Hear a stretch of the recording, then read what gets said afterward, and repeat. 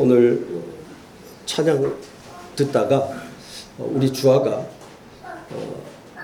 많이 성장했다는 것을 느꼈어요. 뭐냐면 얼마 전까지만 해도 툭툭 튀었거든요. 같이 찬양하면서. 근데 오늘은 자기가 그 음을 맞추려고 이 툭 튀어나오지 않고 하모니를 맞추려고 소리를 같이 싹 죽이는 거 느껴지는 거예요. 그래서 이 녀석 많이 컸구나 생각을 했죠. 합창은요, 말 그대로 뭐예요? 하모니가 이루어져야 됩니다. 누가 한 명 툭툭 튀어나오면 그건 합창이 될 수 없죠. 물론 솔로로 할 수 있는 순간들이 있습니다. 기회가 있습니다. 여기 지휘자에 맞춰서 하게 돼요. 지휘자. 그 전까지는 항상 어우러져야 돼요. 솔로 하모니를 이루어서. 그래야 모든 음들이 하모니를 이루어서 아주 아름답게 들려지죠. 교회도 그런 것 같습니다. 아무리 내가 뛰어나고 어떤 분야에서 뛰어난 능력을 가지고 있다 할지라도 하모니를 이루지 못하면 더 이상 교회로서의 역할을 못하고 또 하나님께 영광 돌리는 그러한 일들을 할 수가 없습니다. 물론 어느 한 순간에는요, 주도적으로 팍 튀어서 일을 추진력 있게 이끌어가는 또 일을 앞장서서 해나가는 사람도 있어야 돼요. 그러나 그러기 전에는 항상 서로를 어우러서 돌아보면서 모나지 않게 잘 함께 걸어가는 것, 이게 신앙생활이고 또 그 신앙생활 속에서 함께 은혜를 나누며 교제하는 모습이 있는 줄로 믿습니다. 오늘 찬양을 듣다가 그 생각이 나서 여러분에게 먼저 말씀을 드립니다. 지난주 우리가 하나님의 말씀을 나누면서 두 번째 재앙에 대해서 보았습니다. 두 번째 재앙이 뭐였냐면 개구리 재앙이었어요. 이 개구리 재앙이 있었는데 그게 뭐냐면 첫 번째 재앙이 어디에 있었어요? 강이었어요. 그죠? 그들이 그렇게 생명의 젖줄처럼 여겼던 그 강. 근데 그 강이 하나님에 의해서 피의 심판을 받게 되어집니다. 그래서 그 강은 이미 너희들이 생명처럼 보이지만 그 강은 죽었다라고 말씀하셨죠. 그리고 이 두 번째 개구리 재앙이 뭐였냐면 이 개구리 재앙은 어디에서 나와요? 개구리가 그 강에서 올라왔다고 말씀하고 있습니다. 그러니까 죽음의 강에서 올라온 것은 결국은 뭐예요? 다 죽음이고 저주예요. 그런데 그들이 생각하는 개구리라고 하는 이 신은 풍요의 신이었어요. 그러니까 죽음에서 올라오는 모든 풍요로움은 그것은 우리의 육신의 눈에는 풍요로운 것으로 보여지지만 실상은 뭐라는 거예요? 저주고 하나님의 심판이고 그건 곧 죽음의 모습이다라고 말씀을 하고 있어요. 근데 그것이 신기하게요, 인간의 욕망이 나타나는 모든 곳에 나타났다고 기록을 하고 있습니다. 개구리가 첫 번째 어디예요? 왕국에 나타났고 신하들에게 나타났고 그들의 침상에도 나타났고 그들의 떡반죽 그릇에서도 나타났다고 했어요. 결국 뭐예요? 인간의 욕망이 다 어우러진 모든 곳에 뭐예요? 풍요로움이 나타나기를 인간은 원하고 바라지만 그 모든 것들이 뭐예요? 결국은 하나님의 심판의 대상이고 또한 하나님의 저주 아래 있는 것이고 결국 그것은 모두가 하나님 앞에서는 죽은 것이다 라고 하는 것을 보여주는 겁니다. 이것은요, 신기한 것은 애굽인들에게는 심판으로 나타나요. 그러나 이제 그 애굽 땅에서 떠나가야 할 이스라엘 백성들에게는요, 경고의 말씀으로 나타나지는 겁니다. 왜요? 이스라엘 백성들도 뭐요? 애굽화가 되어졌어요. 그래서 애굽 사람들이 좋아하고 애굽 사람들이 원하고 애굽 사람들이 바라는 것들을 똑같이 원하고 바라고 소망하는 거예요. 그리고 그것이 복인 줄 알고 있었어요. 근데 하나님께서 뭐라 그러셔요? 그들이 생각하는 모든 것들을 하나하나 들춰내면서 심판하시면서 뭐예요? 너희들은 이곳에 머물 자들이 아니라라고 하는 것을 보여주는 거예요. 너희들이 그렇게 풍요로움을 가지고 있지만 그것은 곧 하나님의 심판이 임하는 곳이다 라고 하는 것을 알게 하시는 거예요. 그래서 이스라엘 백성들로 하여금 뭐 하게끔? 이곳이 우리가 머물러야 할 곳이 아니구나. 이곳은 우리가 영원히 머물러야 할 곳이 아니라 떠나가야 하는 곳이고 이곳에 누릴 수 있는 이 풍요로움이 진정한 풍요로움이 아니구나. 하나님께서는 이것이 아닌 다른 풍요로움을 우리에게 허락하시고 예비하시고 우리를 이끌어 가시는 거예요. 이걸 지금 깨닫게 하시는 거예요. 그래서 이스라엘 백성들로 하여금 애굽에 있지만 애굽에 영원히 머물 자가 아니라 그곳에서 나그네의 삶을 살아가도록. 이제는 언제든 하나님께서 준비하라고 하면 준비해서 떠나갈 수 있도록 준비하라고 지금 하나하나 하나님께서 보여주시는 겁니다. 오늘 이제 세 번째 재앙입니다. 세 번째 재앙은요, 특이하게도 첫 번째, 두 번째는요, 바로에게 경고합니다.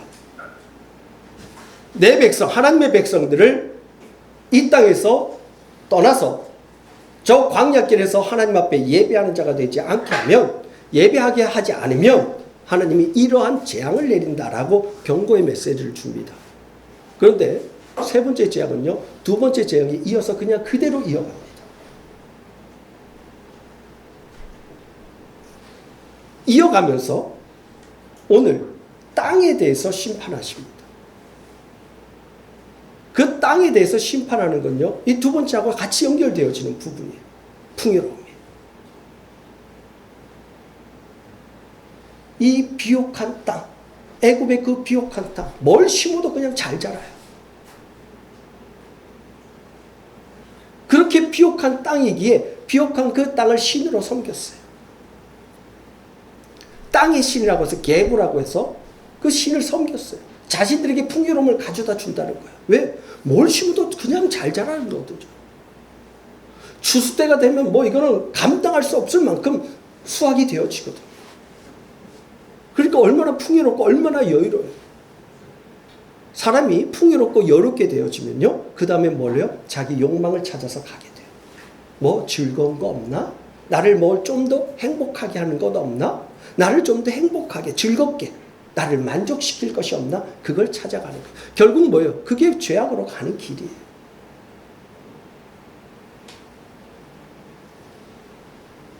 이 풍요로움의 땅에 대해서 하나님께서 심판을 하시는데 어떻게 심판하셔요? 그 땅의 모든 티끌이 뭐가 된다고? 이가 되어진다고. 이가 되어진다.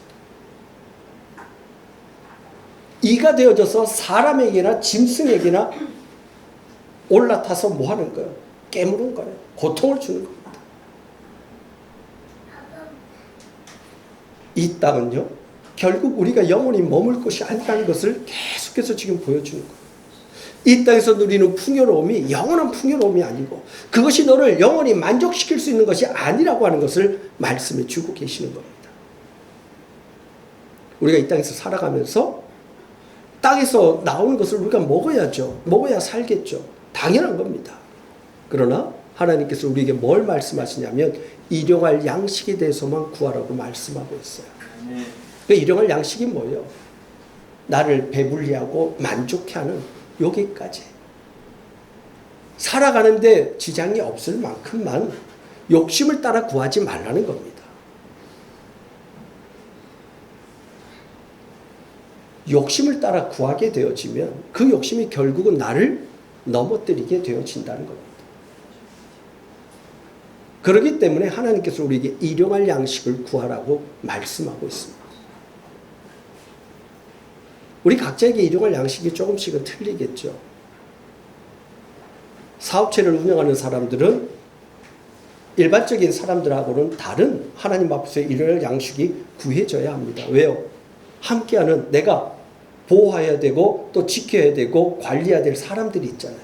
그만큼의 하나님 앞에 일용할 양식을 구하는 겁니다. 하나님 앞에서 내가 무엇을 해야 될지 또 무엇을 하고 있는지에 대해서 그 영역에 대해서 구할 부분들이 다 틀리겠죠. 하나님께서는 그것을 구하라고 했지 그것 이상을 구해서 넘쳐서 뭔가 자기 욕망을 채우기 위해서 달려갈 만한 그러한 것들을 구하라고 말씀하시지는 않습니다. 하나님께서 이스라엘 백성들에게는요, 또 한 가지 지금 경고를 하고 계시는 겁니다. 너희들이 밟고 있는 그 땅, 그 땅이 너희들이 밟고 있지만 너희들의 눈은 그 땅을 향해서 시선이 꽂혀져 있는 것이 아니라 너희 시선을 올려서 하늘을 향해서 바라보라고 말씀하고 있습니다. 땅의 것들을 바라보는 자가 아니라 너희들은 고개를 들어 눈을 들어 하늘을 바라보아야 할 자들이라는 거예요. 하늘의 것들을 바라보며 살아가야 할 자들이라는 겁니다. 이 땅에 영원히 머물 자가 아니라 이제는 이곳에서 하나님께서 옮기실 때 너희들은 모든 것을 다 털어내고 가야 할 자들이라. 세상의 땅의 것들은 다 티끌 것 같다는 것. 우리는 이 땅에 뭐로 왔어요? 티끌로 왔어요. 그죠? 아담아. 우리는 티끌로 만들어진 자예요. 그래서 이 세상의 것들이 익숙하고 그것을 좋아할 수밖에 없습니다. 그것이 당겨요. 왜? 내가 땅에 속한 자였기 때문에. 당연한 겁니다. 그러나 마지막 날에는 이 모든 것이 땅에 속한 것은 땅에 속한 것들을 다 내려놓고 가는 겁니다. 아멘. 그게 하늘에 속한 자의 삶이에요. 이걸 깨달으라는 겁니다. 너에게 풍요로움이 너에게 즐거움이 되고 유익이 될 수도 있겠지만 그것이 너를 무는 것이 될 수 있다는 거예요. 너에게 고통을 줄 수 있는 것이 될 수 있다는 겁니다. 우리 사람들이 이 땅을 살아가면서 고통스러워하는 것이 뭐예요? 결국 물질적인 부분이에요. 물질로부터의 모든 것들이 고통들이 다 연결되어지고 있는 것을 보게 되어집니다. 그러면 물질만 풍요로우면 될 것 아니에요? 아니요. 물질이 풍요로움 속에서도 그것이 고통이 되어서 죽음에 이르는 자들이 얼마나 많아요. 그 물질이 너무 많아서 그것 때문에 다투어서 죽음에 이르는 자들이 얼마나 많아요. 만족하는 자들이 있어요?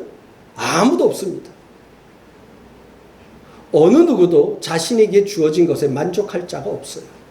그래서 결국은 누구로 인해서만 만족할 수 있느냐?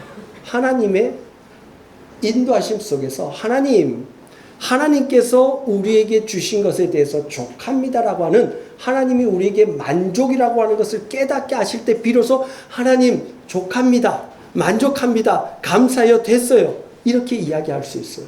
안 그러면요. 우리는 끝까지 그것을 추구하다가 그냥 삶을 끝내버리는 그러한 모습이 우리의 모습이라는 겁니다. 어떤 노숙자가 늘 힘들고 어렵게 살아서 복지사가 그 집에 갔대요. 그랬더니 그 침대 밑에요. 안 일어나더래요. 왜 안 일어나냐고. 몸이 안 좋고 식사하셔야 되는데. 가보니까 그 침대 밑에 비닐로 돈을 한 다발 하더라고요. 돈의 노예가 돼버린 거예요. 그냥 돈을 모으는 자가 돼버린 거예요. 그걸 보고 만족하는 거예요. 현실의 삶 속에서 자신이 누려야 할 것을 누리지도 못하면서 그 돈이 그것이 자기에게 즐거움이 된 거예요.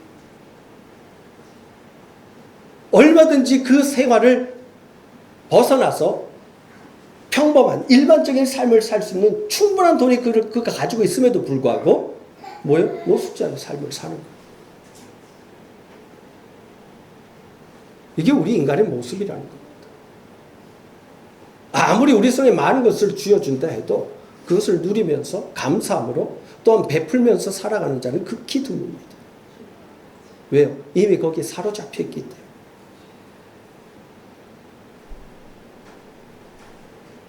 오늘 하나님께서는 땅에 사로잡혀 있는 우리를 향하여서 뭐라고 말씀하십니까? 거기에서 너희들은 떠나가야 된다라고 말씀하고 있어요. 여러분, 지옥이 무슨 뜻이에요? 땅지자에 옥자서 땅에 갇혀있는 자. 오늘 우리가 바로 그와 같은 모습 아니에요? 바로 그렇게 땅에 갇혀있는 우리를 구원하기 위해서 그리스도께서 이 땅에 오신 겁니다. 오늘 말씀해 보니까요. 이 술사들이, 애굽의 술사들이 다 따라했는데 여기부터 못 따라해요. 다른 거는 어떻게 눈속임으로 좀 할 수 있었어요. 깨구리도 있으니까 휙 해가지고 던져놓으면 될 것 같고, 뱀도 휙 던져놓으면 될 것 같았는데, 이거는 할 수가 없는 거예요. 자신들의 능력으로. 그래서 뭐라고 하냐면, 바로에게 이건 하나님의 권능입니다 라고 이야기해요. 근데 원문에서 보면 하나님의 손가락입니다 라고, 이 손가락을 뜻해요. 그러니까 하나님의 손의 의미죠. 그러니까 아무리 이 세상에 풍요로움이 있고 그것을 내가 누리고 내가 모든 것을 가지고 있고 내가 모든 것을 다 이루어 간다라고 생각하고 있지만 뭐예요? 결국은 하나님의 손 아래에서 움직여가는, 즉 하나님의 그 권능 속에 모두 다 놓여있는 자라는 겁니다. 오늘 애굽의 바로가 그의 마음이 완악하여졌다. 그리고 하나님의 말씀대로 그는 완악하여 이스라엘 백성들을 보내지 않았다고 성경은 말하고 있어요. 근데 그것 역시도 뭐예요? 하나님의 손 아래에서 움직여가는 사건이었다는 겁니다. 그러니까 바로가 이스라엘 백성을 보내든 보내지 않든 그 모든 것들이 어디예요? 하나님의 영역 안에 놓여있는 모든 사건이라는 겁니다. 어느 것도 하나님의 손 안에서 벗어나는 일은 없다는 거예요. 오늘 우리의 삶이 그와 같습니다. 이 세상에 많은 사람들이 마치 오늘 본문에 나오는 술사, 이 술사는요, 오늘날의 과학자들이나 그런 어떤 뛰어난 재능, 지혜자들을 이야기를 합니다. 그러니까 그들이 뭐라고 이야기해요? 야, 이제는 우리가 인간의 영역을 넘어서 신의 영역으로 들어간다. 뭐요? 유전자를 통하여서. 염색체를 변형시켜서. 이제는 우리가 발견하지 못했던 것들을 새롭게 발견하고, 아니, 이제는 우리가 만들어내지 못한 것도 만들어낼 수 있는 능력을 우리가 소유했다. 이제는 우리가 신의 영역으로 접어들었다. 이야기합니다. 근데 그것 역시도 뭐예요? 하나님의 권능 안에 놓여 있는 거예요. 하나님의 영역 안에 다 포함되어 있는 거예요. 우리 보통 옛날에 그런 거죠. 부처님 손바닥. 어제 석가탄신일 때 부처님 손바닥이라고 이렇게 이야기하죠. 하나님의 영역 안에 다 모여 있는 거예요. 어느 것도 하나님의 영역에서 벗어날 수가 없습니다.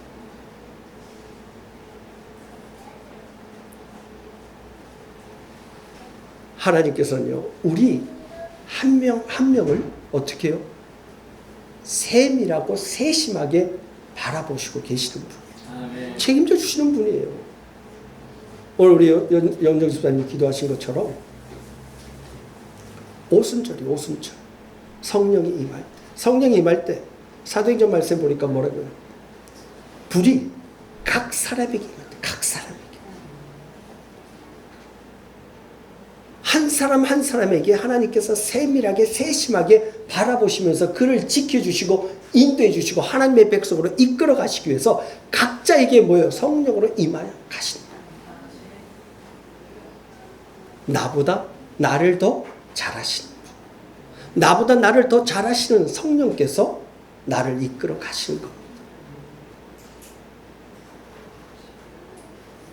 나보다 나를 더 잘하시는 성령님이 계시다고 하는 것을 인정할 때 그분께 내 모든 것을 맡기고 그분이 말씀하시고 이끌어 가신 것이 옳습니다라고 할 수가 있어요.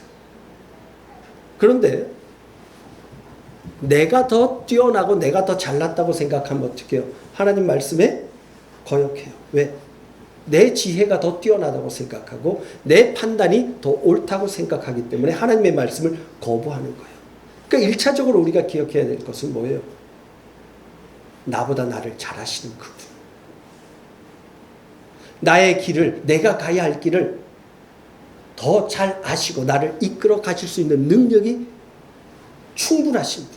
그분이 나를 이끌어가는 주님. 주님이세요.